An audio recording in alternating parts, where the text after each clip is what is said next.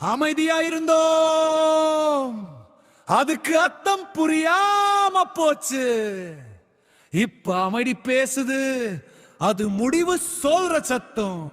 இது எழுச்சி இல்ல, இது திட்டம், இது ஆசை இல்ல, இது உறுதி.